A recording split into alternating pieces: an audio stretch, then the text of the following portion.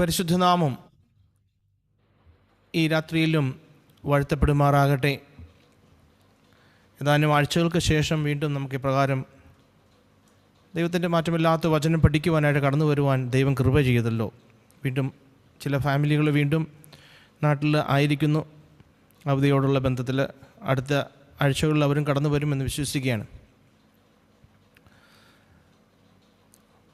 ഇന്ന് ഈ കൂട്ടായ്മയിൽ നമ്മുടെ പുതുതായിട്ട് കടന്നു വന്ന ബഹ്റൈനിന് കടന്നു വന്ന പൊന്നശ്ശൻ ബ്രദർ ഞങ്ങളുടെ ബഹ്റൈൻ IPCയിൽ കൂടി വരുന്ന പ്രിയ അങ്കിളാണ്. ഈ കൂട്ടായ്മയുടെ നാമത്തിൽ സ്വാഗതം പറയുന്നു.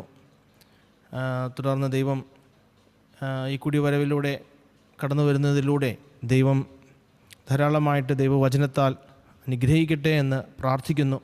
ഒപ്പം ദോഹയിൽ നിന്ന് കടന്നു വരുന്ന ജയ്മോൻ ബ്രദർ തന്നെയും ഈ കൂട്ടായ്മയോട് ചേർന്ന് കടന്നു വന്ന് ദൈവവചനം പഠിക്കുന്നത് ആത്മീയമായിട്ടുള്ള വർധനവിന്, ആത്മീയമായിട്ട് ഉള്ള ഗുണീകരണത്തിന് സഹായിക്കട്ടെ എന്ന് എല്ലാവരോടും ചേർന്ന് ഞങ്ങൾ പ്രാർത്ഥിക്കുന്നു. ജയ്മോൻ ബ്രദറിനെയും വെൽക്കം ചെയ്യുന്നു. ഹല്ലേലൂയ. വീണ്ടും നിങ്ങളെ കാണുന്നതിൽ വളരെ സന്തോഷം. റിച്ചാർഡ് പാസ്റ്ററുണ്ട്, ജെയിംസ് ബ്രദറുണ്ട്, എല്ലാവരെയും, എബി ബ്രദർ, മോളി ആൻറ്റി, അനു സിസ്റ്റർ, സിനി മാം, ഹല്ലേലൂയ. പുതുതായിട്ട് കടന്നു വന്നവർക്ക് ഇതൊരു പക്ഷേ ഇതിൻ്റെ കണക്ഷൻ കിട്ടുവാനായിട്ട് ഒരല്പം ബുദ്ധിമുട്ടായിരിക്കും. പക്ഷേ ഞാനല്ലല്ലോ, ദൈവത്തിൻ്റെ പരിശുദ്ധാത്മാവല്ലേ നമുക്ക് ദൈവത്തിൻ്റെ വചനം വേർതിരിച്ചു തരുന്നത്. ഏകദേശം എനിക്ക് തോന്നുന്ന 10-60 അടുത്തോളം എപ്പിസോഡ്സായി നമ്മൾ ഈ റോമാലേഖന പഠനത്തിൽ ആയിരിക്കുന്നു. 8-ാമത്തെ അധ്യായം അതിൻ്റെ 28-ാമത്തെ വാക്യത്തിൽ വരെ എത്തിയിട്ടുള്ളൂ. ദൈവം അനുവദിച്ചാൽ നമുക്ക് വേഗം തന്നെ ഈ പുസ്തകം തീർത്ത് പുതിയൊരു പുസ്തകം പഠിക്കുവാനായിട്ട് ദൈവം കൃപ ചെയ്യട്ടെ എന്ന് പ്രാർത്ഥിക്കുന്നു. ഹല്ലേലൂയ. നമ്മളിത് റെഗുലറായിട്ടൊരു ബൈബിൾ സ്റ്റഡി ആയിട്ട് കടന്നു വരുന്നത് കൊണ്ടാണ് നമ്മളൊരു ഗ്യാപ്പ് എടുത്തത്.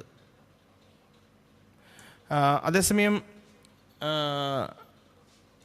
കാരണം നമ്മൾ റെഗുലറായിട്ട് കടന്നു വരുന്നവർക്ക് നാട്ടിൽ അവധിക്ക് പോയപ്പോൾ അവർക്ക് ജോയിൻ ചെയ്യാനായിട്ടുള്ള ബുദ്ധിമുട്ടുണ്ട്. അപ്പോൾ അതവർക്ക് അതിൻ്റെ കണക്ഷൻ വിട്ടു പോകുമല്ലോ എന്ന് വിചാരിച്ച് നമ്മളൊരു അവധി എടുത്ത്. തീർച്ചയായിട്ടും ഞാൻ മനസ്സിലാക്കുന്നു, ആത്മീയ ജീവിതത്തിനോ വിശുദ്ധ ജീവിതത്തിനോ ഒരു അവധിയില്ല.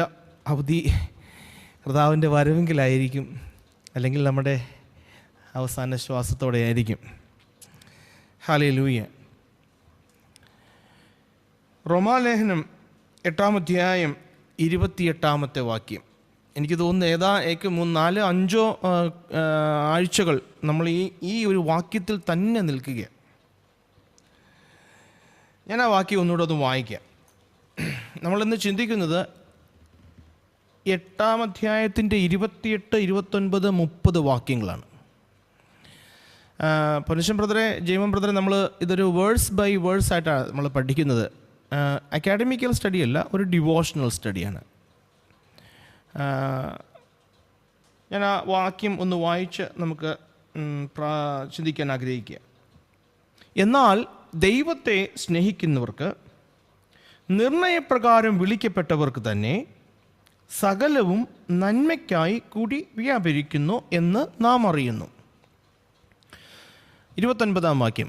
അവൻ മുന്നറിഞ്ഞവരെ തൻ്റെ പുത്രൻ അനേകം സഹോദരന്മാരിൽ ആദ്യജാതനാകേണ്ടതിന് അവൻ്റെ സ്വരൂപത്തോട് അനുരൂപരാകുവാൻ മുൻ നിയമിച്ചിരിക്കുന്നു. മുൻ നിയമിച്ചവരെ വിളിച്ചും വിളിച്ചവരെ നീതീകരിച്ചും നീതീകരിച്ചവരെ തേജസ്കരിച്ചുമിരിക്കുന്നു. ഈ ബൈബിൾ നമ്മൾ വേഴ്സ് ബൈ വേർഡ്സ് ആയിട്ട് പഠിക്കുന്നത് കൊണ്ടുള്ള ഒരു ഗുണം എന്താണെന്ന് വെച്ചാൽ, നമുക്കിതിൽ നിന്നൊന്നും വേർതിരിച്ച് നമുക്ക് കളഞ്ഞ് മാറ്റി വെച്ച് പഠിക്കുവാനായിട്ട് സാധിക്കും. The whole council of the word of God, അങ്ങനെയാണ് നമ്മൾ പഠിക്കേണ്ടത്. ഈ വാക്യത്തിൽ നമുക്ക് ജനങ്ങളെ അട്രാക്റ്റ് ചെയ്യാൻ പറ്റുന്ന പല കാര്യങ്ങളും നമുക്ക് ചിന്തിക്കുവാനായിട്ട് സാധിക്കും. നമ്മൾ ഈ 28-ാമത്തെ വാക്യത്തിൽ നിന്ന് സകലവും ദൈവം നന്മയ്ക്കായി പ്രവർത്തിക്കുന്നു എന്നുള്ളത് നാം ചിന്തിച്ചു. അത് ആർക്കാണെന്ന് നാം ചിന്തിച്ചു. ദൈവത്തെ സ്നേഹിക്കുന്നവർക്കാണ് എന്ന് നാം ചിന്തിച്ചു. പിന്നീട് ദൈവത്തെ സ്നേഹിക്കുന്നവർക്ക് മാത്രമല്ല, മറ്റൊരു കാര്യം കൂടെ അവിടെ പറയുന്നുണ്ട്. നിർണയപ്രകാരം വിളിക്കപ്പെട്ടവർക്ക്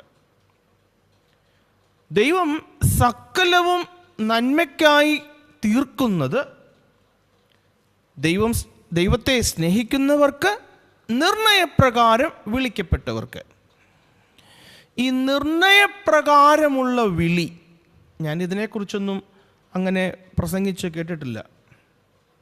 കാരണം ഇതത്ര വലിയ കേൾക്കാൻ രസകരമായിട്ടുള്ളൊരു കാര്യമൊന്നുമല്ല. പിന്നെ ഈ വാക്യം നമ്മൾ എടുത്ത് ചിന്തിക്കുമ്പോൾ ഇത് എക്സ്പ്ലെയിൻ ചെയ്യുവാനായിട്ട് എൻ്റെ വാക്കുകൾക്ക് പരിമിതിയുണ്ട്. ഞാൻ അത്രയ്ക്കും നന്നായിട്ട് പ്രസംഗിക്കുന്നൊരു വ്യക്തിയൊന്നുമല്ല. അത് പറഞ്ഞ് നിങ്ങളെ മനസ്സിലാക്കി തരുവാനായിട്ട് എൻ്റെ വാക്കുകൾക്ക് പരിമിതിയുണ്ട്. പക്ഷെ ഞാൻ ദൈവത്തിൻ്റെ കൃപയിൽ ആശ്രയിക്കുന്നു. നമ്മൾ ഈ വാക്യം ചിന്തിക്കുന്നതിന് മുൻപ് ഒരു കാര്യം ഞാൻ നിങ്ങളോട് പറഞ്ഞോട്ടെ. എൻ്റെ പ്രിയരെ, സകലവും ദൈവത്തിൻ്റെ കൃപയാണ്. ഇത് മറന്നു പോകരുത്. ഞാനിപ്പോൾ എന്നെ ദൈവം വിളിച്ചതും, എന്നെ ദൈവം തെരഞ്ഞെടുത്തതും, എന്നെ ദൈവം രക്ഷയുടെ അനുഭവത്തിലേക്ക് കൊണ്ടുവന്നതും, എന്നെ നീതീകരിച്ചതും, എന്നെ ദൈവസഭയുടെ അംഗമാക്കിയതും, എന്നെ ഇപ്പോൾ ദൈവം വിശുദ്ധീകരിച്ചു കൊണ്ടിരിക്കുന്നതും, ഞാൻ തേജസ്കരിക്കപ്പെടുന്നതും സകലവും ദൈവത്തിൻ്റെ കൃപയാണ്. ഇത് നമ്മുടെ ചിന്തയിൽ നാം വെച്ചുകൊണ്ട് വേണം നമ്മൾ ഈ തുടർന്നുള്ള ഭാഗം ചിന്തിക്കുവാനായിട്ട്. ഏതാനും ആഴ്ചകൾക്ക് മുൻപ് നാം ചിന്തിച്ചപ്പോൾ, 28-ാമത്തെ വാക്യം ചിന്തിച്ചപ്പോൾ ഞാൻ പറഞ്ഞു, 28-ാമത്തെ വാക്യത്തിൻ്റെ ഒരു എക്സ്പ്ലനേഷനാണ് 29-ഉം 30-ഉം വാക്യം. ഇത് ഞാനൊന്ന് കണക്ട് ചെയ്ത് തരാവേ. നമ്മളതിൻ്റെ ഇംഗ്ലീഷ് വായിക്കുകയാണെങ്കിൽ ഇംഗ്ലീഷിൽ ഇങ്ങനെയാണ്: and we know that all things work together for good to them that love God, to them who are called according to his purpose.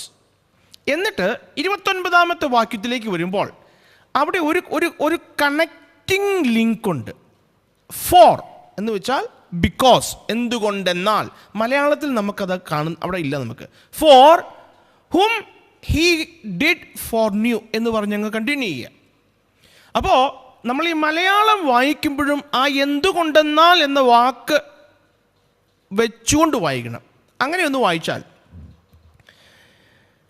എന്നാൽ ദൈവത്തെ സ്നേഹിക്കുന്നവർക്ക്, നിർണയപ്രകാരം വിളിക്കപ്പെട്ടവർക്ക് തന്നെ സകലവും നന്മയ്ക്കായി കൂടി വ്യാപരിക്കുന്നു എന്ന് നാം അറിയുന്നു. എന്തുകൊണ്ടെന്നാൽ ദൈവം താൻ മുന്നറിഞ്ഞവരെ തൻ്റെ പുത്രൻ അനേകം സഹോദരന്മാരിൽ ആദ്യജാതനാകേണ്ടതിന് അവൻ്റെ സ്വരൂപത്തോട് അനുരൂപരാകുവാൻ മുൻ നിയമിച്ചിരിക്കുന്നു. മുൻ നിയമിച്ചവരെ വിളിച്ചും, വിളിച്ചവരെ നീതീകരിച്ചും, നീതീകരിച്ചവരെ തേജസ്കരിച്ചും ഇരിക്കുന്നു. ഹല്ലേലൂയ. അപ്പോൾ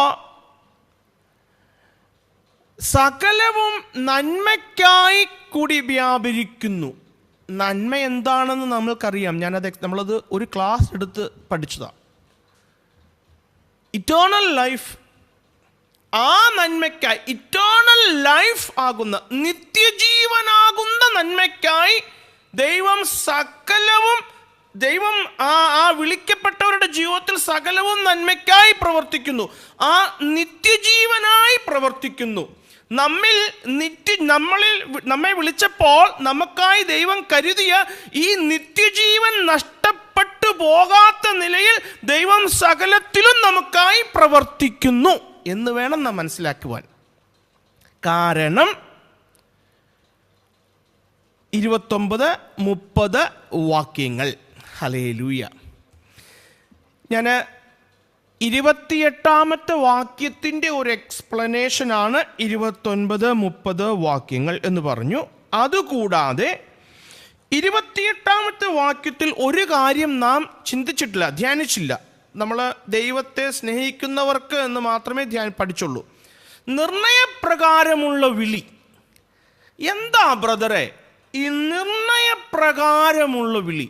അതിൻ്റെ ഒരു വ്യക്തമായ ഡീറ്റെയിലിംഗ് ആണ്, വ്യക്തമായ എക്സ്പ്ലനേഷനാണ് 29-30 വാക്യങ്ങൾ. നിർണയപ്രകാരമുള്ള വിളി എന്താ? നിർണയപ്രകാരമുള്ള വിളി എന്ന് വെച്ചാൽ ഈ നിർണയപ്രകാരം അല്ലേ, അങ്ങനെയല്ലേ? For and we know that all things work together for good to them that love God and to them who are called according to his purpose. ദൈവത്തിൻ്റെ നിർണയപ്രകാരം ബൈജുവിനെ, സെബിയെ, ലിനുവിനെ വിളിച്ചതിനൊരു പർപ്പസ് ഉണ്ട്. അതെന്തിനാ? എന്താണ് ആ നിർണയപ്രകാരമുള്ള വിളി? അതെങ്ങനെ മനസ്സിലാക്കാം?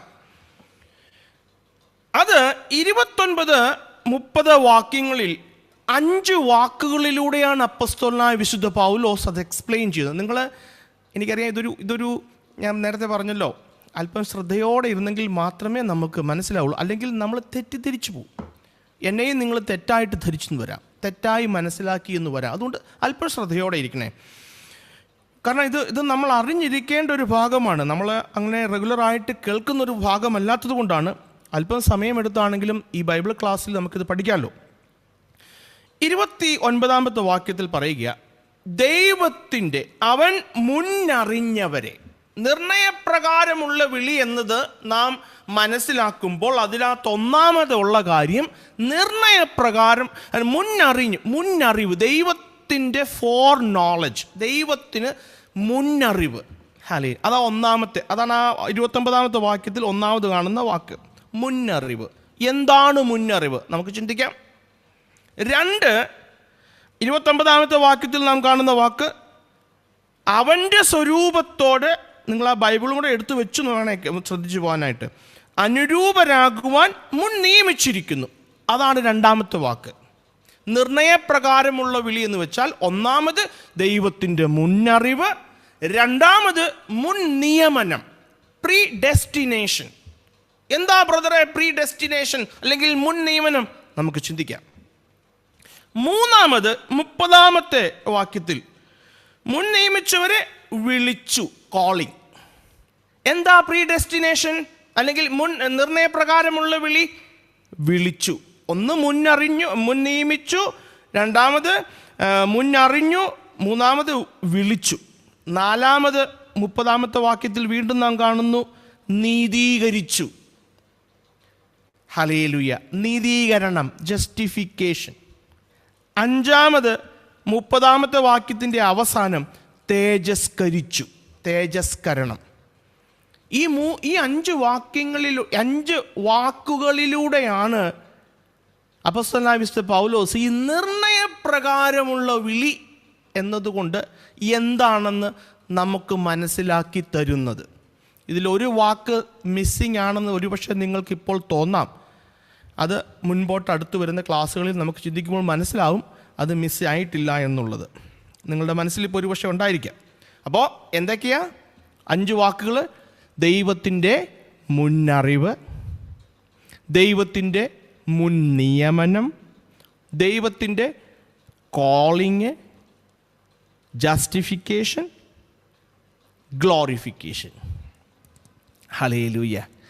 എന്തുകൊണ്ട് ദൈവത്തെ സ്നേഹിക്കുന്നവർക്ക്, നിർണയപ്രകാരം വിളിക്കപ്പെട്ടവർക്ക് സകലവും നന്മയ്ക്കായി കൂടി വ്യാപരിക്കുന്നു? കാരണം ബിക്കോസ് ദൈവം നമ്മെ മുന്നറിഞ്ഞു. എന്തുകൊണ്ട് സകലവും നന്മയ്ക്കായി കൂടി വ്യാപരിക്കുന്നു? ബിക്കോസ് ദൈവം നമ്മെ മുൻ നിയമിച്ചു. എന്തുകൊണ്ട് സകലവും നന്മയ്ക്കായി കൂടി വ്യാപരിക്കുന്നു? ബിക്കോസ് ദൈവം നമ്മെ വിളിച്ചു, ദൈവം നമ്മെ നീതീകരിച്ചു, ദൈവം നമ്മെ തേജസ്കരിക്കുന്നു. Hallelujah, hallelujah. ദൈവത്തിൻ്റെ മുന്നറിവ്, മുൻ നിയമനം, കോളിംഗ്, നീതീകരണം, തേജസ്കരണം അല്ലെങ്കിൽ മഹത്വീകരണം. ഈ 5 വാക്കുകളിൽ ആദ്യത്തെ 2 എണ്ണത്തിന് അല്പം എക്സ്പ്ലനേഷൻ വേണം. കാരണം നമുക്ക് പല ചോദ്യങ്ങൾ ഇപ്പോൾ തന്നെ നിങ്ങളുടെ മനസ്സിലുണ്ടെന്ന് എനിക്കറിയാം. ഹല്ലേലൂയ. അവസാനത്തെ 3 കോളിംഗ്, നീതീകരണം, വിളി, നീതീകരണം, തേജസ്കരണം, അത് നമുക്ക് മനസ്സിലാക്കുക. അത്ര എക്സ്പ്ലനേഷൻ ആവശ്യമുള്ള കാര്യമില്ല. പക്ഷേ മുന്നറിവ്, മുൻ നിയമനം, ഇതിനൊരു ചെറിയ എക്സ്പ്ലനേഷൻ ആവശ്യമാണ്. എന്താണ് ഈ മുന്നറിവ്?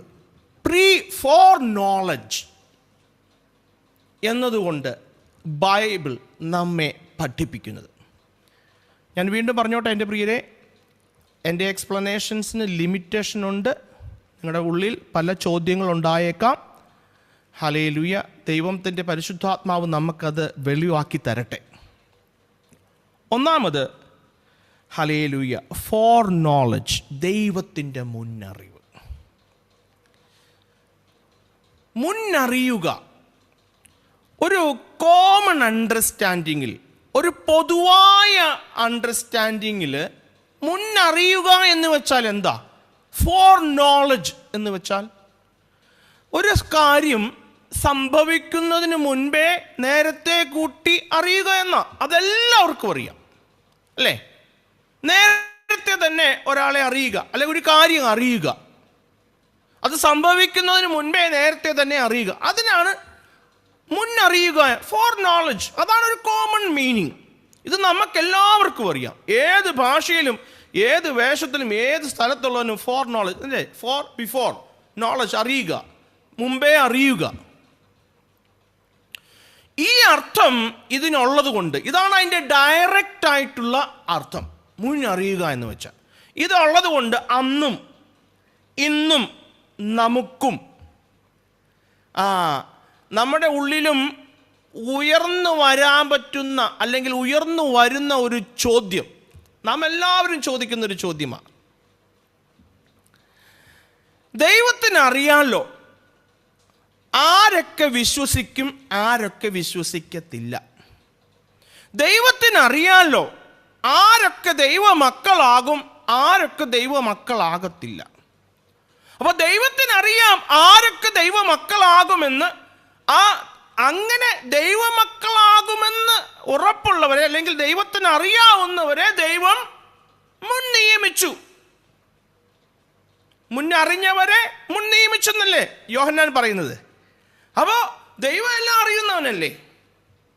ദൈവത്തിനറിയാം ആരൊക്കെ. ഇപ്പൊ ബൈജു രക്ഷിക്കപ്പെടും ദൈവത്തിനറിയാം, ഹല്ലേലൂയ.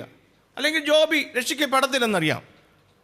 അപ്പോൾ ഞാൻ രക്ഷിക്കപ്പെടുമെന്ന് അറിയാവുന്നതുകൊണ്ട് ദൈവം എന്നെ മുൻ നിയമിച്ചു, എന്നെ നിർണയപ്രകാരം വിളിച്ചു. ഹല്ലേലൂയ. അത് നേരാണല്ലോ ബ്രദറെ. ഓ ശരിയാണല്ലോ, അതിനെന്താ കുഴപ്പം? അത് കറക്റ്റല്ലേ? എന്നാൽ എൻ്റെ പ്രിയരെ, ഇത് വേദപുസ്തക പ്രകാരം അതങ്ങ് ചേരത്തില്ല. അതിന് കാരണങ്ങളുണ്ട്. ഞാൻ പറയുന്നത്, ഈ മുന്നറിയുക എന്നുള്ളത് ഒരു കോമൺ അണ്ടർസ്റ്റാൻഡിങ്ങിൽ മുൻപേ കൂട്ടി അറിയുക, അതാണ് ഇതിൻ്റെ അർത്ഥമെങ്കിൽ വേദപുസ്തക പ്രകാരം അത് ശരിയാകത്തില്ല. അതല്ല അതിൻ്റെ ശരിക്കുമുള്ള അർത്ഥം. ഹല്ലേലൂയ. ഒന്നാമത് എന്താണെന്ന് വെച്ചാൽ, ഈ 29-ാം വാക്യം ഒന്ന് വായിച്ചാൽ, റോമാലേഖനം, എൻ്റെ പ്രിയരെ എനിക്കറിയാം ഇത് അല്പം ബുദ്ധിമുട്ടുള്ളതാണ്, നിങ്ങൾ ശ്രദ്ധിച്ച് എൻ്റെ കൂട്ടത്തിൽ ആ വചനവാക്യം കേട്ടു വേണം വരാനായിട്ട്. 29-ാം വാക്യം, അവൻ മുന്നറിഞ്ഞവരെ.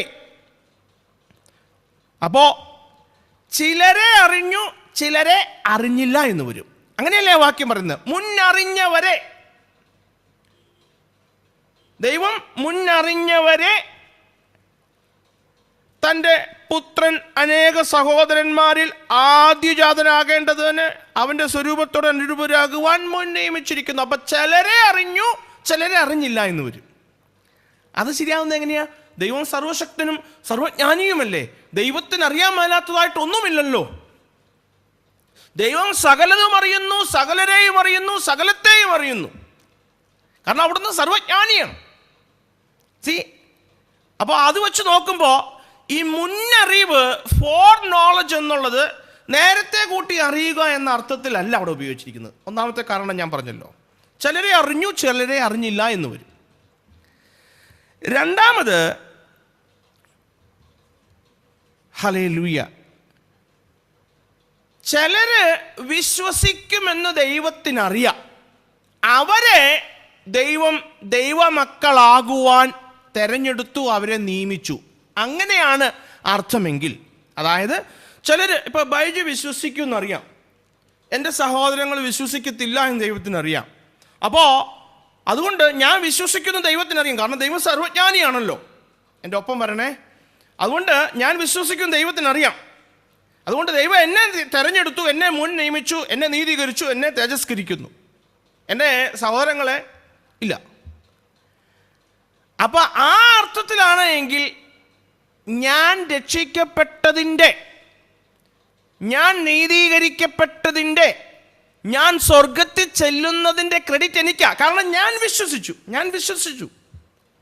വിശ്വസിച്ചത് കൊണ്ടല്ലേ. Hallelujah, hallelujah. എൻ്റെ പ്രിയരെ, അങ്ങനെയുമല്ല ഞാൻ പറഞ്ഞു വരുന്നത്. ഈ മുന്നറിവ് എന്നുള്ളത് മുൻപേ കൂട്ടി അറിയുക എന്ന അർത്ഥത്തിലല്ല, അതിനേക്കാൾ ആഴമായ അർത്ഥമാണ് ദൈവത്തിൻ്റെ തിരുവചനം നമ്മെ പഠിപ്പിക്കുന്നത്. കാരണം നമ്മളോട് ഒരാൾ ഇങ്ങനെയുള്ള അല്ലെങ്കിൽ കുടുക്ക് ചോദ്യങ്ങൾ ചോദിക്കും. നമ്മൾ സുവിശേഷം പറയുന്നവരാണെങ്കിൽ ഇല്ലേ. എൻ്റെ കുടുംബത്തിൽ ഞങ്ങൾ 5 പേരുണ്ടായിരുന്നു. 5 പേരിൽ ഇളയവൻ മാത്രം രക്ഷിക്കപ്പെട്ടു, ബാക്കി 4 പേരും രക്ഷിക്കപ്പെട്ടില്ല. ദൈവത്തിന് അറിയാമായിരുന്നല്ലോ. ഇങ്ങനെയുള്ള കുടുക്ക് ചോദ്യങ്ങൾ ചോദിക്കും. അപ്പോൾ ഈ ദൈവവചനപ്രകാരം അവൻ മുന്നറിഞ്ഞവരെ, ദൈവം ഫോർന്യൂ, ദൈവം എല്ലാം മുൻപേ അറിയുന്നു എന്ന് പറയുമ്പോൾ വെറുതെ നേരത്തെ കൂട്ടി അറിയുക എന്നുള്ള അർത്ഥം, ദൈവം എല്ലാം അറിയുന്നു കേട്ടോ, ഞാനത് സമ്മതിക്കുന്നു. പക്ഷെ ആ പെരിഫറൽ ആയിട്ടുള്ള മീനിങ് മാത്രമല്ല, അതിനേക്കാൾ ആഴമായ മീനിങ് വചനം നമുക്ക് നൽകുന്നുണ്ട്. അതെന്താണെന്ന് നമുക്ക് നോക്കാം. 9-ാമത്തെ അധ്യായത്തിലേക്ക് വരുമ്പോൾ 11-ാമത്തെ വാക്യത്തിൽ നാം വായിക്കുന്നു, കുട്ടികൾ ജനിക്കുകയോ ഗുണമാകട്ടെ ദോഷമാകട്ടെ ഒന്നും പ്രവർത്തിക്കുകയോ ചെയ്യും മുമ്പേ തെരഞ്ഞെടുപ്പിൻ പ്രകാരമുള്ള, അല്ലേ, അത് ഏശാവിനെയും യാക്കോബിനെയും കുറിച്ച് പറയുകയാണ്. കുട്ടികൾ ജനിക്കുന്നതിന് മുൻപേ. എൻ്റെ പ്രിയരെ, ദൈവത്തിൻ്റെ തെരഞ്ഞെടുപ്പ്, ദൈവത്തിൻ്റെ പദ്ധതി ഒരു വ്യക്തിയുടെ നന്മയോ തിന്മയോ അവനിലുള്ള ഗുണമോ നോക്കിയിട്ടല്ല, മറിച്ച് ദൈവത്തിൻ്റെ മുൻ നിയമനം, ദൈവത്തിൻ്റെ തെരഞ്ഞെടുപ്പ് എന്ന് പറഞ്ഞ സകലവും അവിടുത്തേലാ, സകലവും അവിടുന്നാ ചെയ്യുന്നത്, സകലവും അവിടുത്തെ ഹിതപ്രകാരമാ. അതാ ഞാൻ പറഞ്ഞത്, ഇത് സകലവും, ഞാൻ രക്ഷിക്കപ്പെട്ടതും ഞാൻ ഇപ്പോൾ ആയിരിക്കുന്നതും ദൈവം നടത്തുന്ന എല്ലാ പദ്ധതിയും ദൈവത്തിന്റെ കൃപയാലാ. ഹല്ലേലൂയ. എന്ന് വെച്ചാൽ ഞാൻ ദൈവ പൈതലായി തീർന്നതിന്റെ ക്രെഡിറ്റ് എനിക്കല്ല, ദൈവത്തിനാ. ദൈവത്തിന് കൃപ തോന്നിയിട്ടാ. എൻ്റെ പ്രിയരെ, ഞാനിന്ന് ജയ്മോൻ ബ്രദറുമായിട്ട് സംസാരിച്ചു. എന്നോട് ബ്രദർ പറഞ്ഞു, ദൈവത്തിന് കൃപ തോന്നി. എനിക്കറിയില്ല. നമ്മൾ പ്രാർത്ഥിക്കുമ്പോൾ എങ്ങനെയാണ് പ്രാർത്ഥിക്കുന്നത്? ദൈവമേ എന്നെ രക്ഷിച്ചതിന് നന്ദി എന്നല്ല പറയുന്നത്. അങ്ങനെയല്ലേ പ്രാർത്ഥിക്കുന്നത്?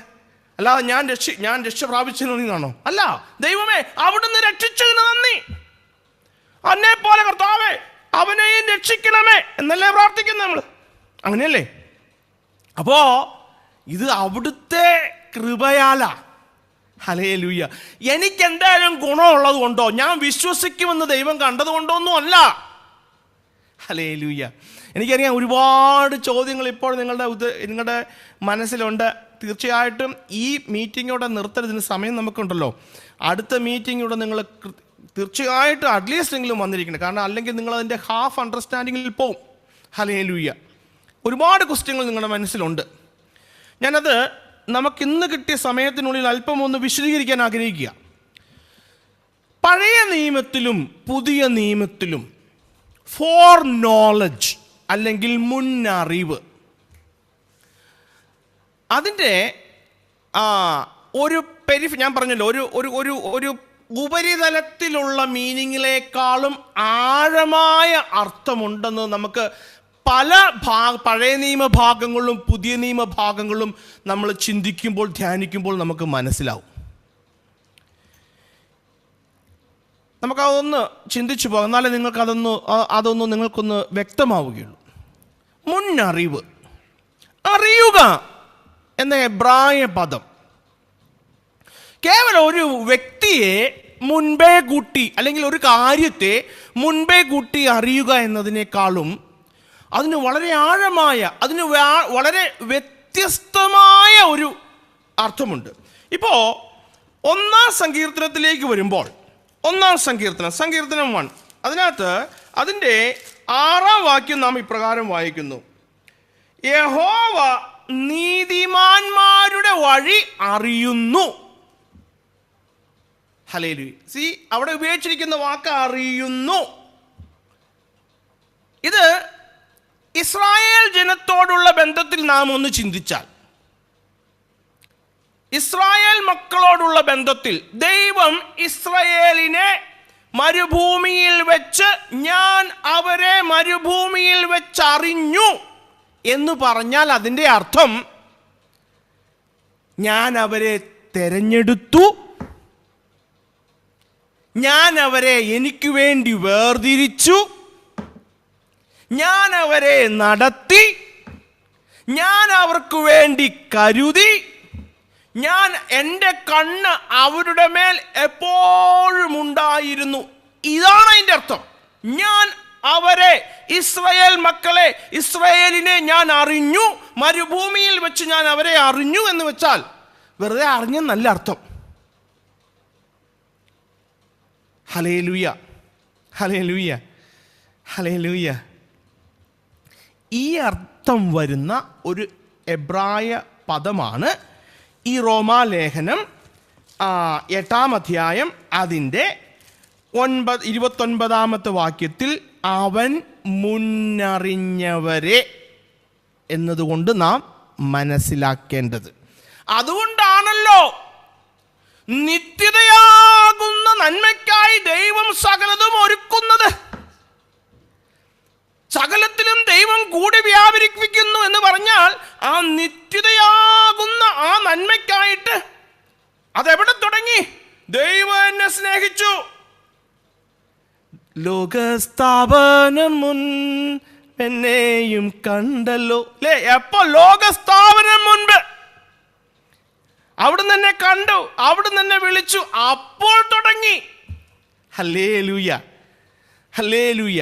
അദ്ദേഹം പറഞ്ഞത് ഈ അറിയുക എന്ന വാക്കിന് ഇപ്പം നമ്മളിത് മനസ്സിലാക്കുക. ഒരാൾ നമ്മളോട് ഇങ്ങനെ ഒന്ന് പറഞ്ഞാൽ നമുക്ക് കൃത്യമായിട്ട് അറിഞ്ഞിരിക്കണം എന്താണ് അവിടെ അർത്ഥമാക്കുക. വെറുതെ മുന്നേ നാം ദൈവമക്കളാകുന്നു ദൈവം അറിയുകയല്ല, ദൈവം അറിഞ്ഞു, അവനെ ബൈജുവിനെ മുന്നറിഞ്ഞു എന്ന് പറയുമ്പോൾ ബൈജുവിനെ ഇസ്രായേൽ മക്കൾ നമ്മൾ കണ്ടല്ലോ, ബൈജുവിനെ തിരഞ്ഞെടുത്തു, ബൈജുവിനെ വേർതിരിച്ചു, ബൈജുവിന് വേണ്ടി കരുതി, ബൈജുവിനെ നടത്തി, ബൈജുവിനെ സൂക്ഷിച്ചു.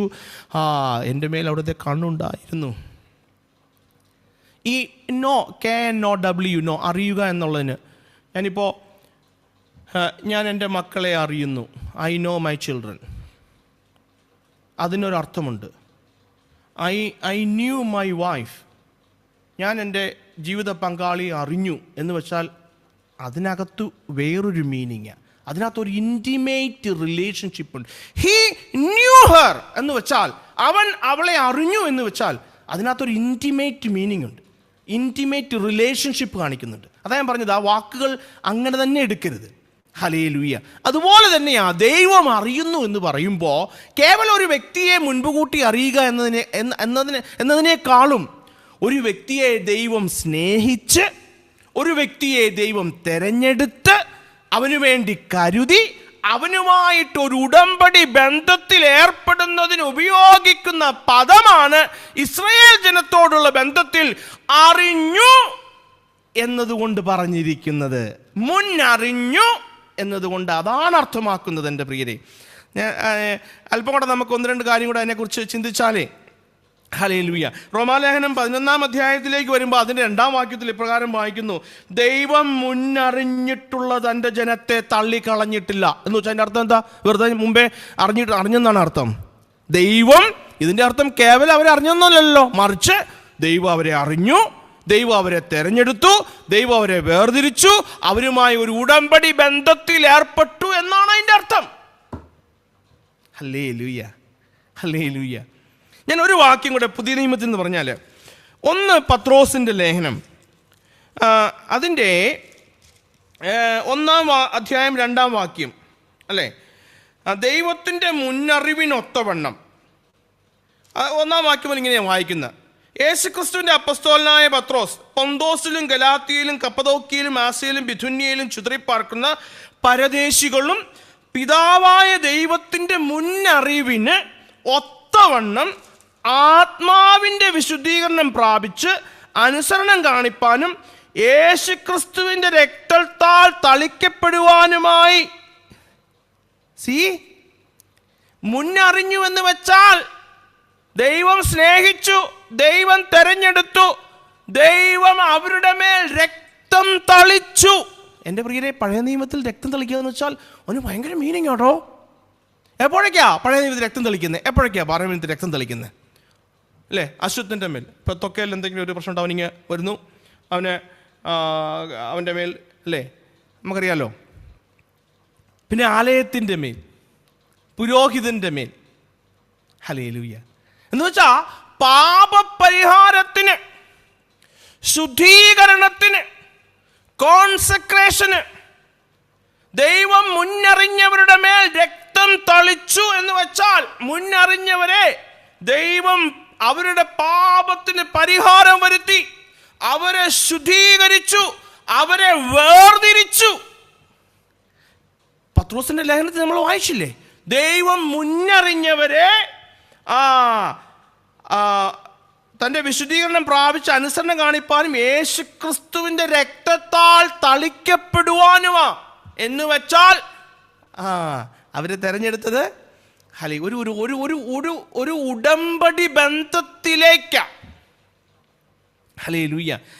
നമ്മളെ ഈ മുന്നറിവിനെ കുറിച്ച്, ഫോർ നോളജിനെ കുറിച്ച് ചിന്തിക്കുമ്പോൾ എൻ്റെ പ്രിയരെ, ഈ ദൈവത്തിൻ്റെ മുന്നറിവും മുൻ സ്നേഹവും ഇത് പര്യായപദങ്ങളാണ്. അത് ഞാൻ പറയാൻ കാരണം, ഞാനിപ്പോൾ ദൈവത്തെ സ്നേഹിക്കുന്നു. Why? Because he first loved me. അങ്ങനെയല്ലേ? ഹല്ലേലൂയ. അവൻ നമ്മെ സ്നേഹിച്ചത് കൊണ്ട് നാം സ്നേഹിക്കുന്നു. അങ്ങനെയല്ലേ? He first loved me. Hallelujah. അപ്പൊ മുന്നറിവും മുൻ സ്നേഹവും ഒന്നിച്ചു പോകുന്നതാ. അത് ഞാൻ എക്സ്പ്ലെയിൻ ചെയ്തു തരാമേ. ദൈവത്തിൻ്റെ സ്നേഹം, മുന്നറിവും, മുൻപേ ദൈവം എന്നെ അറിഞ്ഞു എന്ന് വെച്ചാൽ മുൻപേ ദൈവം എന്നെ സ്നേഹിച്ചു എന്നാണ് എൻ്റെ അർത്ഥം. നമുക്ക് ആവർത്തന പുസ്തകത്തിലേക്ക് വരാം. ആവർത്തന പുസ്തകത്തിൽ അതിൻ്റെ 7-ാമത്തെ അധ്യായം 7-ാം വാക്യം, 7:7 ഞാനൊന്ന് വായിക്കാം. 7:7 ഇസ്രായേൽ മക്കളോടുള്ള ബന്ധത്തിൽ എഴുതുന്ന: നിങ്ങൾ സംഖ്യയിൽ സകല ജാതികളെക്കാളും പെരുപ്പമുള്ളവരായതുകൊണ്ടല്ല യഹോവ നിങ്ങളെ പ്രിയപ്പെട്ട് തെരഞ്ഞെടുത്തത്. അപ്പോൾ തെരഞ്ഞെടുക്കാൻ കാരണം ദൈവ പ്രിയപ്പെട്ടതുകൊണ്ടാ. മുന്നേ അറിഞ്ഞു എന്ന് വെച്ചാൽ ഇസ്രായേൽ ജനത്തെ മുന്നേ ദൈവം സ്നേഹിച്ചു. Hallelujah, hallelujah. അവരിൽ എന്തെങ്കിലും ഒരു ഗുണം ഉണ്ടായിട്ടോ, അങ്ങനെ അവരിൽ എന്തെങ്കിലും മേന്മയുണ്ടായിട്ടോ ഒന്നുമല്ല ദൈവം അവരെ തെരഞ്ഞെടുത്തത്. ദാറ്റ്സ് വൈ, അതുകൊണ്ടാണ് പോൾ പറയുന്നത്, ദൈവം താൻ മുന്നറിഞ്ഞവരെ ജനത്തെ തള്ളിക്കളഞ്ഞിട്ടില്ല, തള്ളിക്കളയുന്നില്ല. എൻ്റെ പ്രിയരെ, ദൈവം നമ്മളെ മുന്നറിഞ്ഞത് നമുക്കെന്തെങ്കിലും ഗുണമുള്ളത് കൊണ്ടോ നമ്മളിൽ എന്തായാലും മേന്മയുള്ളത് കൊണ്ടൊന്നുമില്ല. ദൈവം പ്രിയപ്പെട്ട് ഇസ്രായേൽ ജനത്തെ തെരഞ്ഞെടുത്തു. അങ്ങനെയെങ്കിൽ പുതിയ നിയമ ഇസ്രായേലായ ഞാനും നിങ്ങളും ദൈവം എന്നെ പ്രിയപ്പെട്ടത് കൊണ്ട് എന്നെ തെരഞ്ഞെടുത്തു, ദൈവം എന്നെ സ്നേഹിച്ചത് കൊണ്ട് എന്നെ തെരഞ്ഞെടുത്തു. ഹല്ലേലൂയ. എൻ്റെ പ്രിയരെ, ദൈവം എന്നെ മുന്നറിഞ്ഞു എന്ന വാക്കിനാൽ നാം മനസ്സിലാക്കേണ്ടതുണ്ടല്ലോ, നാം ദൈവമക്കളായി തീരാൻ എനിക്കെന്തെങ്കിലും ഗുണമുണ്ടെന്നായിട്ടല്ല, ദൈവത്തിലാ സകലവും. Hallelujah, hallelujah, hallelujah. ദൈവം സ്നേഹിച്ചു, ദൈവം എന്നെ മുൻ സ്നേഹിച്ചു, ദൈവം എന്നെ മുൻ അറിഞ്ഞു. ഞാനത് അല്പം കൂടെ വിശദീകരിക്കാം. നമുക്കിത് അതിൻ്റെ ഒരു 10% നിങ്ങൾക്കത് എനിക്കും ഇത് ഇപ്പോഴും മനസ്സിലാക്കിക്കൊണ്ടിരിക്കുന്നതേ ഉള്ളൂ. ഹല്ലേലൂയ. നമുക്ക് നിത്യതയിൽ ചെല്ലുമ്പോൾ അറിയാം. ഹല്ലേലൂയ. ലീനുവിനെ എന്തുകൊണ്ട് തിരഞ്ഞെടുത്തു, അല്ല എന്നെ എന്തുകൊണ്ട് തിരഞ്ഞെടുത്തു. ഹല്ലേലൂയ. നിത്യതയിൽ ചെല്ലുമ്പോൾ അറിയാം. അതിനൊരു പൂർണ്ണ ഉത്തരം നമുക്കിവിടെ ഇല്ല. പക്ഷേ ദൈവവചനം പഠിപ്പിക്കുന്ന കാര്യങ്ങൾ നമുക്ക് മനസ്സിലാക്കണം. കാരണം അത് നമുക്ക് ദൈവത്തോടുള്ള സ്നേഹം വർദ്ധിപ്പിക്കും പ്രിയരെ. ദൈവത്തോടുള്ള ആ ആത്മാർത്ഥതയും വിശ്വസ്തതയും നമ്മിൽ വളർത്തും. ദൈവം നമുക്ക് വേണ്ടി നമ്മുടെ ജീവിതത്തിൽ ദൈവം എന്താ ചെയ്തതെന്ന് നാം മനസ്സിലാക്കുമ്പോൾ. നമുക്ക് എഫേസ്യ ലേഖനത്തിലേക്ക് വന്നാൽ, ഹല്ലേലൂയ. ഇസ്രായേൽ ജനത്തോട് ഞാൻ പറഞ്ഞു അവരെ പ്രിയപ്പെട്ട് തിരഞ്ഞെടുത്തു. എഫേസ്യ ലേഖനത്തിലേക്ക് വന്നാൽ, എഫേസ്യ ലേഖനം നിങ്ങൾ അല്പനേരം കൊണ്ട് ബെയർ ചെയ്യണേ. എഫേസ്യ ലേഖനം 1-ാം അധ്യായം അതിൻ്റെ 4-ാം വാക്യത്തിൽ, നാം തൻ്റെ സന്നിധിയിൽ വിശുദ്ധരും നിഷ്കളങ്കരുമാകേണ്ടതിന് അവൻ ലോകസ്ഥാപനത്തിന് മുൻപേ. ഹല്ലേലൂയ. എപ്പോഴാ തെരഞ്ഞെടുത്ത്? ഞാൻ എൻ്റെ അമ്മയുടെ ഉദരത്തിൽ ഉരുവാകുന്നതിനൊക്കെ എത്രയോ കോടിക്കണക്കിന് വർഷങ്ങൾക്ക് മുൻപ്, ലോകസ്ഥാപനത്തിന് മുൻപേ. അതാ വചനം പറയുന്നേ. ഹല്ലേലൂയ.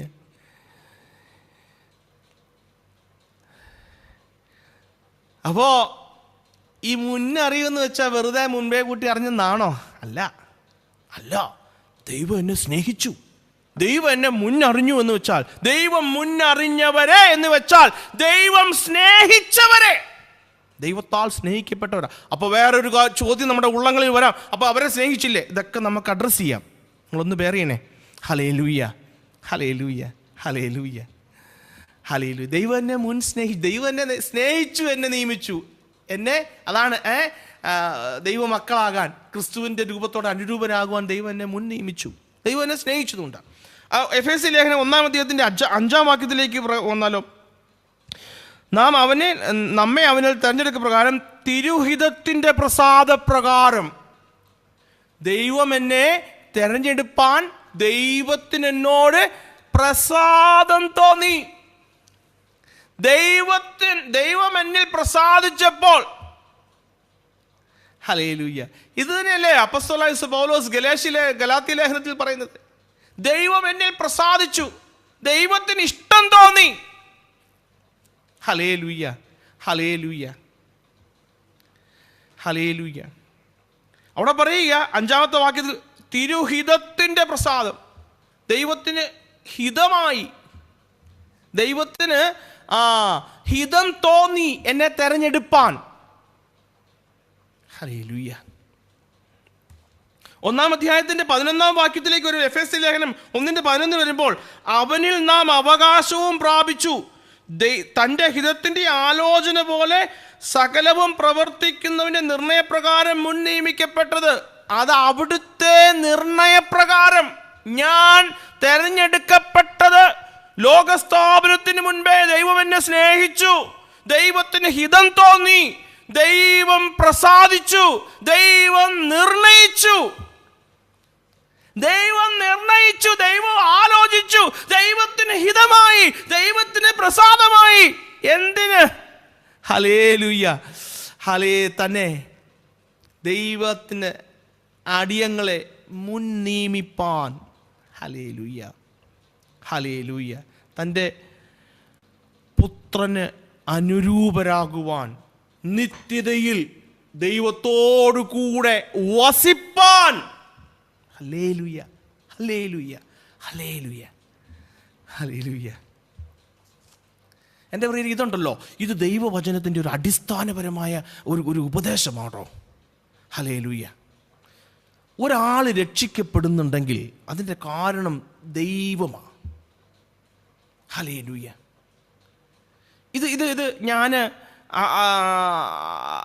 അങ്ങ് പറയുന്നതല്ല. നമുക്ക് ഈ പഴയ നിയമത്തിൽ പല ഭാഗത്ത് ഇത് പറഞ്ഞിട്ടുണ്ട്. പല പല പല ഭാഗത്തും പഴയ നിയമത്തിൽ നമുക്ക് കാണാം. 2 ശമൂവേലിൻ്റെ ലേഖനം, 2 ശമൂവേലിൻ്റെ പുസ്തകം 7-ാം അധ്യായം അതിൻ്റെ 23-ാമത്തെ വാക്യം. 2 ശമൂവേൽ നിങ്ങൾ ഈ എഴുതി ഇത് റെഫറൻസ് എഴുതി വെക്കുന്നുണ്ട്, പിന്നീട് നിങ്ങൾക്കത് ക്രോസ് ചെക്ക് ചെയ്യാൻ പറ്റും. 2 ശമൂവേലിൻ്റെ പുസ്തകം 7-ാം അധ്യായം അതിൻ്റെ 23-ാം വാക്യമേ, നിനക്ക് ജനമായി വീണ്ടെടുപ്പാനും നിനക്കൊരു നാമം സമ്പാദിപ്പാനും നീ ചെന്നിരിക്കുന്ന. എന്തിനാ ദൈവം ഇസ്രായേൽ ജനത്തെ വീണ്ടെടുത്തത്? നീ സകല ജാതികളിലും വെച്ച് ദൈവത്തിനൊരു പ്രത്യേക സമ്പത്തായിരിക്കണം. അതിനാ വീണ്ടെടുത്തത്, അതിനാ ദൈവം സ്നേഹിച്ചത്. നാം ദൈവത്തിനൊരു പ്രത്യേക സമ്പത്തായിരിക്കണം. Hallelujah, hallelujah. നമ്മെ സമ്പാദിക്കേണ്ടതിന്.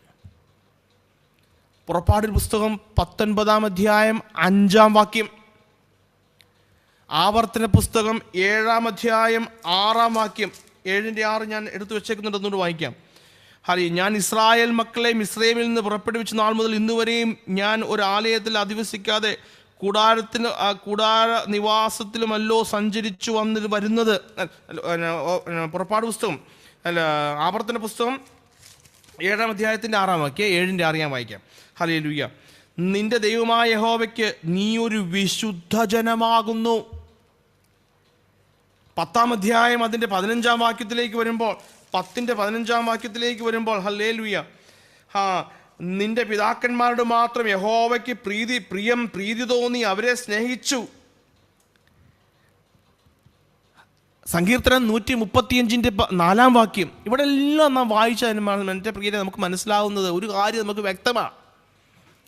ദൈവം നിർണയിച്ചതുകൊണ്ടും ദൈവത്തിന് ഹിതമായതുകൊണ്ടും ദൈവത്തിന് പ്രസാദമായതുകൊണ്ടും നാം ദൈവമക്കളായി തീർന്ന പ്രിയരെ.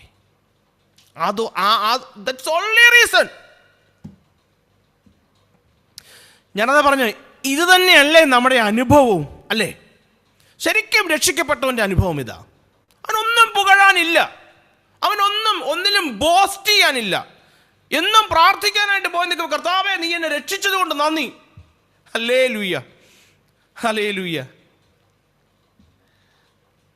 അപ്പസ്തോല പ്രവൃത്തികളിൽ ഒരു വാക്യമുണ്ട്, 13-ാം അധ്യായം അതിൻ്റെ 48-ാം വാക്യം. അപ്പസ്തോല പ്രവൃത്തികൾ 13-ാം അധ്യായം അതിൻ്റെ 48-ാം വാക്യം ഞാനൊന്ന് വായിക്കാം. 48. ഹല്ലേലൂയ. ജാതികൾ ഇത് കേട്ട് സന്തോഷിച്ചു ദൈവവചനത്തെ മഹത്വപ്പെടുത്തി നിത്യജീവനായി നിയമിക്കപ്പെട്ടവർ എല്ലാവരും വിശ്വസിച്ചു. ഹല്ലേലൂയ. എൻ്റെ പ്രിയരെ, ദൈവം നമ്മളെ സ്നേഹിച്ചു, ദൈവം നമ്മളെ തിരഞ്ഞെടുത്തു. അല്ലാതെ നമുക്കൊന്നും പുകഴാനില്ല കേട്ടോ. ദൈവത്തിൻ്റെ പരമാധികാരത്തിൻ്റെ കീഴിലാണ് ഒരു വ്യക്തി രക്ഷിക്കപ്പെടുന്നത്. സ്വർഗത്തിൽ ചെന്നാൽ നമ്മൾ എന്താ കാണുന്ന? വെളിപ്പാട് പുസ്തകത്തിൽ കാണുന്ന കുഞ്ഞാടേ അവിടുന്ന് അറക്കപ്പെട്ടു, കുഞ്ഞാടേ അവിടുന്ന് യോഗ്യൻ, അവിടുത്തേക്ക് മഹത്വം. ഈ ജോൺ ന്യൂട്ടൻ്റെ അമേസിങ് ഗ്രേസ് എന്ന് പറയുന്നൊരു ടൈംലെസ് ഹിമുണ്ട്. അതിനകത്ത് ഇങ്ങനെ പറയുന്നുണ്ട്, when we have been there 10,000 years bright shining as the stars, we have no less taste to sing God's praise than when we began. 10,000 വർഷങ്ങൾ കഴിഞ്ഞാലും ദൈവനാമത്തെ ഉയർത്തുവാൻ, മഹത്വപ്പെടുത്തുവാൻ ആദ്യ ദിവസം ഉണ്ടായിരുന്ന അതേ രുചിയോടെ, അതേ ഇഷ്ടത്തോടെ, അതേ ഉത്സാഹത്തോടെ 10,000 വർഷം കഴിഞ്ഞാലും ഉണ്ടായി. ഹല്ലേലൂയ. എൻ്റെ പ്രിയരെ, നമ്മളിൽ ഒരാൾ, എന്നെ അവസാനിപ്പിക്കട്ടെ, നമ്മളിൽ ഒരാൾ സ്വർഗത്തിൽ ചെന്നാൽ അതിൻ്റെ സകല ക്രെഡിറ്റും അതിൻ്റെ സകല മഹത്വവും ദൈവത്തിനാണ്. ഹല്ലേലൂയ. കാരണം ദൈവം എന്നെ മുന്നറിഞ്ഞു എന്ന് വെച്ചാൽ ദൈവം എന്നെ സ്നേഹിച്ചു. ഞാൻ പേഴ്സണലാക്കി പറയും, നിങ്ങൾ പേഴ്സണലാക്കി, ദൈവം ബൈജുവിനെ സ്നേഹിച്ചു. ലോകസ്ഥാപനത്തിന് മുൻപേ, എന്നിലെ നന്മയും തിന്മയും അറിയുന്നതിന് മുൻപേ, ഞാൻ അമ്മയുടെ ഉദരത്തിൽ ഉരുവാകുന്നതിന് മുൻപേ എന്നെ സ്നേഹിച്ചു, എന്നെ തിരഞ്ഞെടുത്തു, എന്നെ വിളിച്ചു, എന്നെ വേർതിരിച്ചു, എന്നെ കരുതി, എന്നെ നടത്തി, എന്നെ പരിപാലിച്ചു. എനിക്ക് അഗ്നിസ്തംഭവും എനിക്ക് മേഘസ്തംഭവുമായി എൻ്റെ ജീവിതത്തിൽ നടന്നു, എന്നെ വിശുദ്ധീകരിക്കുന്നു, എന്നെ തേജസ്കരിക്കുന്നു. Hallelujah, hallelujah. അതുകൊണ്ടാണ് പറയുന്നത്, ദൈവത്തെ സ്നേഹിക്കുന്നവർക്ക് നിർണയപ്രകാരം ഈ വിളിയുള്ളവർക്ക് ആ നന്മയ്ക്കായി ദൈവം പ്രവർത്തിക്കും. അതിനകത്ത് കയ്പുണ്ട്, അതിനകത്ത് വേദനയുണ്ട്, അതിനകത്ത് സന്തോഷവുമുണ്ട്. ഏത്? നിത്യതയാകുന്ന നന്മ. ഹല്ലേലൂയ. ദൈവത്തെ സംബന്ധിച്ചിടത്തോളം എൻ്റെ പ്രിയരെ, ഈ ലോകത്തിലെ നമ്മുടെ ഒരു പ്രശ്നമൊന്നും അല്ല ദൈവത്തെ. കാരണം ദൈവത്തിനറിയാം, ഇവൻ നിത്യതയിൽ എൻ്റെ കൂടെ അനുഭവിക്കാൻ പോകുന്ന എന്നോടൊത്തുള്ള വാസം, അതിൻ്റെ ശ്രേഷ്ഠത. Hallelujah, hallelujah. അതുകൊണ്ട് ഈ 70-80 വർഷത്തിലുള്ള ചില പ്രശ്നങ്ങൾ അതൊന്നും കാര്യമാക്കരുത്. Hallelujah, hallelujah. പക്ഷെ ഞാൻ വേറൊരു കാര്യം കൂടെ ചേർത്ത് പറഞ്ഞോട്ടെ പ്രിയരെ. ഒരാൾ നരകത്തിൽ പോകുന്നെങ്കിൽ അതിൻ്റെ പൂർണ്ണ ഉത്തരവാദിത്വം ആ വ്യക്തിക്കാണ്. അതെന്താ ബ്രദറെ അങ്ങനെ പറഞ്ഞേ? അതങ്ങനെയാ, വചനം അങ്ങനെയാ പഠിപ്പിക്കുന്നത്. മത്തായി സുവിശേഷം 25:14 എന്താ വായിക്കുന്നത്? 41 എന്താ വായിക്കുന്നത്? പിശാചിനും അവൻ്റെ അനുചരന്മാർക്കുമായി ഒരുക്കിയ നരകം. നമുക്കല്ല കേട്ടോ. നമുക്കായി ദൈവം ഒരുക്കിയത് നരകമല്ല, നമുക്കായി ദൈവം ഒരുക്കിയത് കാൽവരിയാ പ്രിയരെ. നമുക്കായി ദൈവം ഒരുക്കിയത് കാൽവരിയാ, കാൽവരി യാഗമാ. Hallelujah, hallelujah. അതുകൊണ്ടാ പറഞ്ഞ, നരകത്തിലേക്ക് ഒരുവൻ പോകുന്നെങ്കിൽ അതിൻ്റെ പൂർണ്ണ ഉത്തരവാദിത്വം അവനാ. ഹല്ലേലൂയ. ഈ മുൻനിർണയത്തെക്കുറിച്ച് നമ്മുടെ ജോൺ പാസ്റ്റർ പറഞ്ഞ് ഞാനൊരു കഥ ഇങ്ങനെ കേട്ടിട്ടുണ്ട്. ഈ മുൻനിർണയം, ദൈവം നമ്മളെ നേരത്തെ നിയമിച്ചു. ദൈവം നമുക്കിത് അടുത്ത ആഴ്ചയിൽ വ്യക്തമായിട്ട് പല ചോദ്യങ്ങൾ, നമ്മുടെ ഉള്ളങ്ങളിൽ വരാവുന്ന ചോദ്യങ്ങൾ ഓരോന്നെടുത്ത് നമ്മൾ അഡ്രസ്സ് ചെയ്യും. അതുകൊണ്ട് തീർച്ചയായിട്ടും നമ്മൾ അടുത്ത ആഴ്ച ഇത് വന്നാലേ അത് പൂർണ്ണമായിട്ട് മനസ്സിലാവുകയുള്ളൂ പ്രിയരെ. അപ്പോൾ ഈ മുൻനിർണയ ദൈവം നമ്മളെ മുന്നറിഞ്ഞു, മുൻ നിയമിച്ചു എന്നുള്ളതിന് ഒരു എക്സ്പ്ലനേഷൻ, ഒരു ഇല്ലുസ്ട്രേഷൻ ദേവദാസൻ പറഞ്ഞ് ഞാനിങ്ങനെ ഓർക്കുന്നു. ഈ രക്ഷ എന്നത്, സാൽവേഷൻ, ശ്രദ്ധിച്ചേക്കണേ, രക്ഷ എന്നത് ഒരു വീടിനോടിങ്ങനെ സദൃശ്യപ്പെടുത്തിയിരിക്കുകയാണ്. അപ്പോൾ ഒരു വലിയ സ്ട്രീറ്റിൽ ആൾക്കാർ അങ്ങോട്ടും ഇങ്ങോട്ടും നടന്നു പോകുന്നു, ക്രോസും ഒക്കെ ആയിട്ട് ഒത്തിരി ആൾക്കാർ നടന്നു പോകുന്നു. പല പല ഗലികളുള്ള ഒരു സ്ട്രീറ്റ്. അവിടെ ഒരു വീട്. ആ വീടിൻ്റെ ഡോറിൽ ഒരു ബാനറിൽ ഇങ്ങനെ എഴുതി വെച്ചിരിക്കുക. ഡോറിൻ്റെ മുകളിൽ ബാനറിൽ എഴുതിയിരിക്കുക, വിശ്വസിക്കുന്നവർക്ക് വിശ്വസിക്കുന്ന ഏവർക്കും സ്വാഗതം. പുറത്ത് എഴുതി വെച്ചിരിക്കുക. വഴി നടക്കുന്ന പലരും കാണുന്നുണ്ട്, വഴി നടക്കുന്ന അനേകരിത് കാണുന്നു, വിശ്വസിക്കുന്നവർക്ക് സ്വാഗതം. അത് കണ്ട് വിശ്വസിച്ച് അകത്ത് കടന്ന് ഡോറടച്ചപ്പോൾ ഡോറിൻ്റെ പിറകിൽ എഴുതിയിരിക്കുക, മുൻ നിർണയിച്ചിരിക്കുന്നു, മുൻ നിർണയിച്ചിരിക്കുന്നു. ഹല്ലേലൂയ. മനസ്സിലായോ? ഹല്ലേലൂയ. വിശ്വസിക്കുന്ന ഏവർക്കും സ്വാഗതം. ഞാൻ വിശ്വസിച്ചു, അകത്ത് കടന്നപ്പോഴാണ് മനസ്സിലായത്, ഞാൻ വിശ്വസിച്ചത് കൊണ്ടല്ല, മുൻ നിർണയിച്ചിരിക്കുന്നു. ഹല്ലേലൂയ. അതുകൊണ്ടാ പറയുന്നത് പ്രിയരെ, ഗോസ്പൽ നമ്മൾ ഷെയർ ചെയ്യണം. ഹല്ലേലൂയ. അതുകൊണ്ടാ ഗോസ്പൽ ഇന്നും സുവിശേഷം പങ്കുവെക്കേണ്ടതിൻ്റെ ആവശ്യകത. അതുകൊണ്ടാ സുവിശേഷം നമ്മൾക്ക് പറ്റാവുന്നവരെല്ലാവരോടും പറയണമെന്ന് പറയുന്നത്. Hallelujah, hallelujah, hallelujah. നമ്മൾ വിശ്വസിച്ചകത്ത് കടക്കുമ്പോൾ നമ്മൾ മനസ്സിലാക്കും, ഞാൻ വിശ്വസിച്ചത് കൊണ്ടൊന്നും അല്ല, ദൈവം ഹല്ലേലൂയ മുൻ നിർണയിച്ചിട്ടുണ്ട്. മോനെ, നമുക്ക് ആ ലോകസ്ഥാപനം എന്നുള്ള പാട്ടൊന്ന് പാടിയാലോ? ലോകസ്ഥാപനം മുൻ യേശുവിൻ സ്നേഹത്താൽ. ആ പാട്ടൊന്ന് പാടി നമുക്ക് രണ്ട് സ്റ്റാൻസ പാടി നമുക്ക് അവസാനിപ്പിക്കാം. ഹല്ലേലൂയ. എന്നുള്ളം പൊങ്ങുന്നേ എന്നുള്ള പാട്ട്. യേശുവിൻ സ്നേഹത്താൽ എന്നുള്ളം പൊങ്ങുന്നേ, യേശുവിൻ സ്നേഹത്താൽ എന്നുള്ളം പൊങ്ങുന്നേ, നിൻ സ്നേഹമാധുര്യം ചിന്താതീതാമർക്കേ തൻ സ്നേഹമാധുര്യം ചിന്താതീതാവത്രേ ആഴത്ര ആഴമേ യേശുവിൻ സ്നേഹമേ ആഴത്ര ആഴമേ യേശുവിൻ സ്നേഹമേ ആഴതിനാഴമേ അനീത ഭാഗ്യമേ ആയതിനാഴമേ ജീവിത ഭാഗ്യമേ യേശുവിൻ സ്നേഹത്താൽ എന്നുള്ളം പൊങ്ങും നീ യേശുവിൻ സ്നേഹത്താൽ എന്നുള്ളം പൊങ്ങും നേ സ്നേഹമാധുര്യം ചിന്താതീതാവത്രേ തൻ സ്നേഹമാധുര്യം ചിന്താതീതാവത്രേ. ഹല്ലേലൂയ. ലോകസ്ഥാപനം മുതൽ മുമ്പേ നമ്മളെ തിരഞ്ഞെടുത്ത കർത്താവിൻ്റെ സ്നേഹത്തെ ഓർക്കാം. ഹല്ലേലൂയ. നമുക്ക് നന്ദി പറയാം കർത്താവ്. പ്രിയപ്പെട്ട നമുക്ക് നന്ദിയുള്ളവരായിരിക്കാം. ദൈവത്തിൻ്റെ സ്നേഹമാ, ദൈവം നമ്മളെ മുൻ സ്നേഹിച്ചതുകൊണ്ടാണ് ഇന്ന് ഈ കൂട്ടായ്മയിൽ നമുക്ക് വന്നിരിക്കാനായിട്ട് ദൈവം കൃപ ചെയ്തത്.